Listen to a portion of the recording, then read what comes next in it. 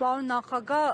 նիստի առնչությամբ ինչ դիտարկում ունեք, ինչ էին ուզում ճշտել, ինչից էին վախեցել։ Թույլ տվեք բան չասեմ, էլի մեկ այլի գալու է։ Մի ուրիշ նիստ էլ կա, էլի։ Պարոն նախագահ, ուղղակի ասեմ, էլի, այս պահին մենք ունենք տվյալներ, ըստ դատախազության, օպերատիվ տվյալներ են ստացվել, որ դուք պատրաստում եք լքել Հայաստանը եւ չգալ։ Հիմա այդքանը գրել ենք, ձեր մեկնաբանությունը չունենք։ Բայց ի՞նչ մեկնաբանություն բդելնի, ասինքն ձեզ թվում է, թե այս նման մարդով կարա փախչի։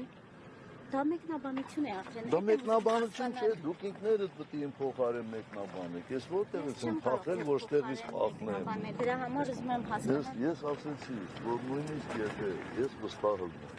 որ Հայաստանի որևէ դատարան ինձ կդատապարտի մահապատժի, ես այս երկրից չեմ փախել, իմ երկիրն է, այս իրանց երկիրը չէ։ Իմ երկիրն է։